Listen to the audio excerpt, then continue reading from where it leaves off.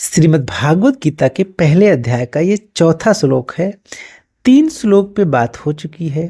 तीसरे श्लोक में दुर्योधन ने आचार्य द्रोण से कहा, हे आचार्य, पांडुपुत्रों की विशाल सेना को देखिए, जिसे आपके बुद्धिमान शिष्य द्रुपद के पुत्र ने इतने कौशल से व्यवस्थित किया है।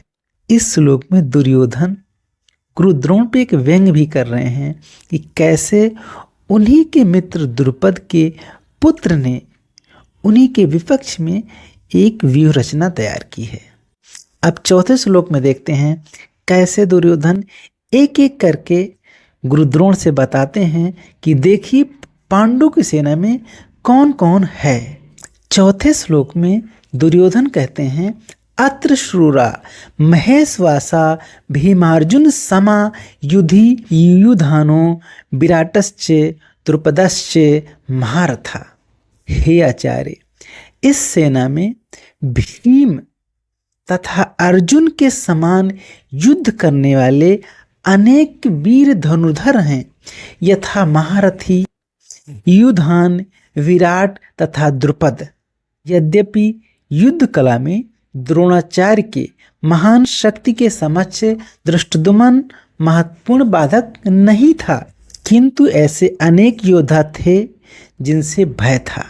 दुर्योधन इन्हें विजय पथ में अत्यंत बाधक बताता था, क्योंकि इनमें से प्रत्येक योद्धा भीम तथा अर्जुन के समान दुर्जेय था। उसे भीम तथा अर्जुन के बल का ज्ञान था, इसलिए वह अन्यों की तुलना इन दोनों से करता है।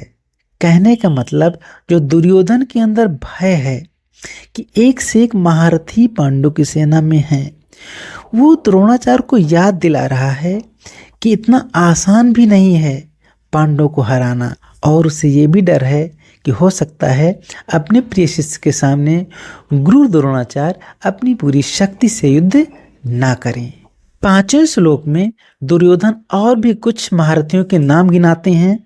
कहते हैं, इनके साथ दृष्टकेतु, चेकितान, काशीराज, पुरोजिति, कुंतीभोज तथा शैब जैसे महान शक्तिशाली योद्धा भी हैं। 6ठे श्लोक में बताते हैं, पराक्रमी युधामन्यु, अत्यंत शक्तिशाली उत्तमौजा, सुभद्रा का पुत्र तथा द्रौपदी के पुत्र, ये सभी महारथी हैं। कहने का मतलब एक एक महारथियों के नाम दुर्योधन गुरु द्रोण को बता रहे हैं। 7वें श्लोक में कहते हैं, अस्माकं तु विशिष्टा ये तानि बोधे द्विजोत्तम नायका मम सैन्यस्य संज्ञानार्थम तान ब्रवीम ते। अर्थात हे ब्राह्मण श्रेष्ठ, आपकी सूचना के लिए मैं अपनी सेना के उन नायकों के विषय में बताना चाहूँगा जो मेरी सेना को संचालित करने में विशेष रूप से निपुण हैं। अब दुर्योधन जो अपने पक्ष में योद्धा थे उनके भी नाम एक एक करके गिना रहा है। उन महारथियों के नाम के विषय में हम अगले श्लोक में बात करेंगे, जो कि अगले वीडियो में आएगा। तो इस वीडियो में इतना ही।